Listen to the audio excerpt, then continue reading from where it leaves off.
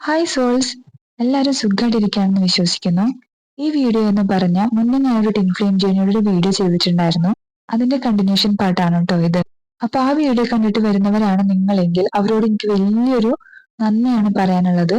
അതേപോലെ ചെറിയൊരു ക്ഷമയും ഞാൻ ചോദിക്കുന്നു. കാരണം ഞാൻ വലിയൊരു മോട്ടിവേഷൻ സ്പീക്കറോ അല്ലെങ്കിൽ ഒരുപാട് സംസാരിക്കുന്നതുമായിട്ടുള്ള ഒരാളൊന്നും അല്ല. പക്ഷെ ചില കാര്യങ്ങൾ നമുക്ക് കാണുമ്പോൾ നമുക്ക് കണ്ണിലൊന്നും അടിക്കാൻ പറ്റില്ല. അങ്ങനെയുള്ള ഒരു ടോപ്പിക്കാണ് ടിൻ ഫ്ലെയിം ജേണി എന്നത്. അതുകൊണ്ടാണ് അതിനെക്കുറിച്ച് ഒരു വീഡിയോ ചെയ്യാൻ ഞാൻ ആഗ്രഹിച്ചതും. അപ്പൊ ഈ വീഡിയോ കാണുന്ന എല്ലാവർക്കും പിക്സി ടാലന്റ് 1111 എന്ന യൂട്യൂബ് ചാനലിലോട്ട് സ്വാഗതം. ആദ്യമേ തന്നെ ഞാൻ പറയട്ടെ, ഞാൻ ഒരിക്കലും ഒരു ദൈവിക ബന്ധത്തിനെയോ ഒരു സ്പിരിച്വൽ ജേണിനെയോ എതിരെ നിൽക്കുന്ന ഒരാളല്ല. പക്ഷെ എല്ലാത്തിലും ഒരു ദൈവികത ഉണ്ടാകണമെന്ന് ആഗ്രഹിക്കുന്ന ഒരാളാണ്. കുറച്ചും കൂടി വ്യക്തമായിട്ട് പറയുകയാണെങ്കിൽ, നിങ്ങൾ ഇപ്പോഴും 26 27 പ്രായമുള്ള ഒരു വ്യക്തിയാണെന്ന് വിചാരിക്കാം. അല്ലെങ്കിൽ അതിനേക്കാൾ മുതിർന്ന ഒരു വ്യക്തിയാണെന്ന് വിചാരിക്കാം. നിങ്ങൾ ഒരു 10 15 വർഷത്തിന്റെ പിന്നിലോട്ട് പോയി നിങ്ങളുടെ ഒരു റിലേഷൻഷിപ്പിനെ കുറിച്ചൊന്ന് ചിന്തിച്ചു നോക്കൂ. അന്ന് കൂടി വന്ന നമ്മളൊരു കപ്പിൾസിനെ നോക്കി പറയാ അവര് സോൾമേറ്റ് കണക്ഷൻ എന്നാണ് പറയാറ്, അല്ലേ? അതിനപ്പുറം നമുക്ക് ആ റിലേഷൻഷിപ്പിനെ നിർവചിക്കാൻ നമുക്കറിയില്ലായിരുന്നു. പക്ഷെ ഇന്ന് നോക്കുവാണെങ്കിൽ ഒരുപാട് ഒരുപാട് പേരുകളാണ് വന്നുകൊണ്ടിരിക്കുന്നത് ഒരു റിലേഷൻഷിപ്പിന്. ടിൻ ഫ്ലെയിം ജേണി എന്ന് പറയുന്നതും ഇല്ല എന്ന് നമുക്ക് പറയാൻ പറ്റില്ല. പക്ഷെ അങ്ങനെയുള്ള ബന്ധങ്ങളെല്ലാം വരുന്നതിന് മെയിൻ കാരണം ഇന്നത്തെ മനുഷ്യരുടെ വിയേർഡ് ആയിട്ടുള്ള ബിഹേവിയേഴ്സ് തന്നെയാണ്. എനിക്ക് അങ്ങനെയാണ് തോന്നാറുള്ളത്. കാരണം ഇന്ന് നമ്മൾ പല ബന്ധങ്ങളെയും പാടില്ലാത്ത രീതിയിൽ കൊണ്ടു നടക്കാൻ ആഗ്രഹിക്കുന്നവരാണ്. അതിനുശേഷം അതിനെ പ്യൂരിഫൈ ചെയ്യാൻ നോക്കുന്നവരാണ്. അങ്ങനെ പ്യൂരിഫൈ ചെയ്ത് വന്നുകൊണ്ടിരിക്കുന്ന ഒരു ബന്ധമാണ് ടിൻ ഫ്ലെയിം ജേണി എന്നത്. നമുക്ക് ഒരു ട്വിൻ ഉണ്ടാവുക എന്ന് പറഞ്ഞാൽ വലിയൊരു കാര്യമാണ്. അത് ശരിക്കും വലിയൊരു അനുഗ്രഹം തന്നെയാണ്. പക്ഷെ സ്പിരിച്വലി നമ്മൾ പറയുകയാണെങ്കിൽ അത് നമ്മളെ പഠിപ്പിക്കാനായിട്ട് വരുന്ന ബന്ധങ്ങളായിരിക്കും.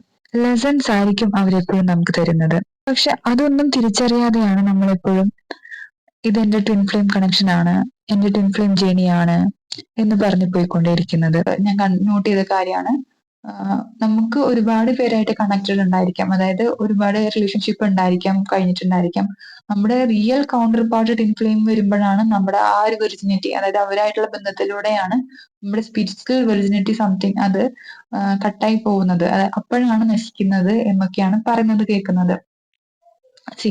അതില് നിങ്ങൾ തന്നെ പറയുന്നുണ്ട് ടിൻ ഫ്ലെയിം ആയിട്ടുള്ള പേഴ്സണ് ഒരിക്കലും ഒരുപാട് പാർട്ട്ണർഷിപ്പ് ഉണ്ടാവുന്നില്ല എന്ന്.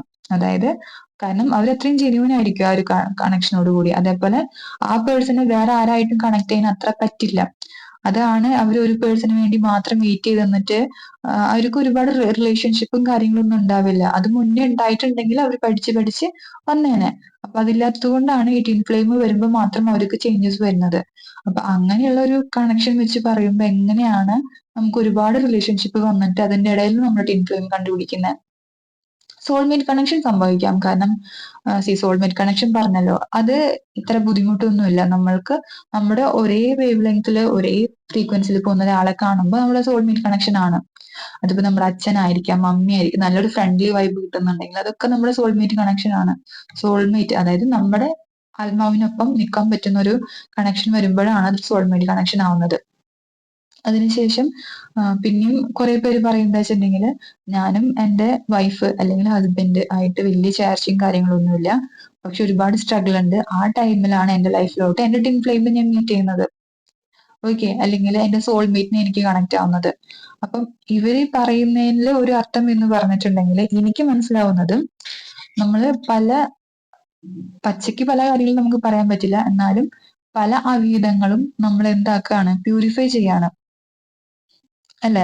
നിങ്ങൾ ഒരുപക്ഷെ നിങ്ങൾ ഡിവോഴ്സ് ആയിട്ടുള്ള ഒരാളാണ്, എന്നിട്ട് നിങ്ങൾ ടിൻ ഫ്ലെയിമിനോ അല്ലെങ്കിൽ സോൾമേറ്റിനോ കണ്ടുപിടിച്ചു എന്ന് പറഞ്ഞാൽ ഞാൻ അഗ്രി ചെയ്യും. അതിനെ ഞാനും സപ്പോർട്ട് ചെയ്യാണ്. കാരണം നിങ്ങൾക്ക് പറ്റാത്തൊരു ബന്ധത്തെ നിങ്ങൾക്ക് മുറിക്കുവാൻ എപ്പോഴാണ് നിങ്ങൾ തയ്യാറാവുന്നത്, അവിടെയാണ് നിങ്ങളുടെ ആത്മാവിന്റെ ശക്തിയുള്ളത് നിങ്ങൾക്ക്, അല്ലെ? അപ്പം അവിടെ ഒരു പ്യൂരിറ്റി നിങ്ങളുടെ ഉള്ളിലുണ്ട്. അല്ലാതെ റിലേഷൻഷിപ്പിൽ ഇരിക്കുകയാണ്, നിങ്ങൾക്ക് പറ്റുന്നില്ല റിലേഷൻഷിപ്പ്, പക്ഷെ ആ റിലേഷൻഷിപ്പ് നിങ്ങൾ ബ്രേക്ക് ചെയ്യുന്നില്ല. അതിന്റെ ഒപ്പം എന്ത് ചെയ്യുന്നു, നിങ്ങൾക്ക് ഒരു ടിൻ ഫ്ലെയിമിനെ മീറ്റ് ചെയ്യാണ്, അല്ലെങ്കിൽ സോൾമേറ്റിനെ മീറ്റ് ചെയ്യാണ്. അതിനുശേഷം നിങ്ങൾ പിന്നെയും സ്ട്രഗിൾ ചെയ്യാണ്. പറയുന്നത് എന്താ വെച്ചിട്ടുണ്ടെങ്കിൽ എന്റെ ട്വിൻ ഫ്ലെയിമിന് അല്ലെങ്കിൽ അപ്പം കറണ്ട് റിലേഷൻഷിപ്പ് അവിടെ ഉണ്ട്, ആ റിലേഷൻഷിപ്പ് നിലനിൽക്കെ പറയുന്നത് എന്റെ ടിൻ ഫ്ലെയിമിനെ മീറ്റ് ചെയ്തു. പക്ഷെ ഞാൻ സ്ട്രഗിൾ ചെയ്യാണ്. ഇപ്പൊ ഓൺ ആൻഡ് ഓഫ് കണ്ടീഷൻ ആണ്. എനിക്ക് എന്ത് ചെയ്യണം എന്നറിയില്ല. ഞാൻ ഈ ബന്ധത്തിൽ നിൽക്കണോ ആ ബന്ധത്തിൽ നിൽക്കണോ എന്നുള്ളതൊന്നും എനിക്കറിയില്ല. ടിൻ ഫ്ലെയിം എന്ന് പറഞ്ഞാൽ തന്നെ വളരെ വളരെ എന്താ പറയാ ബുദ്ധിമുട്ടുള്ള റിലേഷൻഷിപ്പാണ്. ആ റിലേഷൻഷിപ്പിൽ പോകുന്നവർക്കാണ് ആ റിലേഷൻഷിപ്പിന്റെ വിഷമം മനസ്സിലാവുള്ളൂ. അപ്പം നിങ്ങൾ നിങ്ങളുടെ വൈഫായിട്ട് നിങ്ങൾക്ക് നിൽക്കാൻ പറ്റുന്നില്ല എന്നുണ്ടെങ്കിൽ, അല്ലെങ്കിൽ ഹസ്ബൻഡായിട്ട് നിൽക്കാൻ പറ്റുന്നില്ലെങ്കിൽ, നിങ്ങൾക്ക് എങ്ങനെയാണ് വേറൊരു ടിൻ ഫ്ലെയിം ജേണിയിലോട്ട് പോകാൻ പറ്റുക? ഒന്ന് ടിൻ ഫ്ലെയിം ജേണി 1 to 1 ആയിരിക്കും. ആ റിലേഷൻഷിപ്പിൽ നമുക്ക് വേറൊരാളെ കണ്ടുപിടിക്കാനും അല്ലെങ്കിൽ വേറൊരാളോട് നമുക്ക് കമ്മിറ്റ്മെന്റും വരില്ല. എനിക്കറിയില്ല അത് എങ്ങനെയാണ് വരുന്നതെന്ന്. കാരണം നമുക്ക് ഒരു എക്സാമ്പിൾ നമ്മൾ പറയുകയാണെങ്കിൽ, ഒരു പെറ്റ് നമ്മുടെ കയ്യിലുണ്ട്, ഒരു പൂച്ചക്കുട്ടി നമ്മുടെ കയ്യിലുണ്ട്. നമുക്ക് ഭയങ്കര ഇഷ്ടമുള്ള ഒരു പൂച്ചക്കുട്ടിയാണത്. നമുക്ക് ആ പൂച്ചേനെ അല്ലാതെ നമുക്ക് അപ്പുറത്തെ വീട്ടിലെ പൂച്ചേനെ നോക്കിയിട്ട് എന്റെ പൂച്ചക്കുട്ടിയാണ്, ഞങ്ങൾ തമ്മിൽ കണക്റ്റഡ് ആണ്, ഞാൻ ഫുഡ് കൊടുക്കുമ്പോൾ പൂച്ചക്കുട്ടി വന്ന് കഴിക്കും, ഞാൻ പറയുന്ന കാര്യങ്ങൾ ആ പൂച്ചക്കുട്ടിക്ക് മനസ്സിലാവും എന്ന് പറഞ്ഞിട്ട് അതിനെ കൊണ്ടു നടക്കാൻ നമ്മളെ കൊണ്ട് പറ്റുമോ?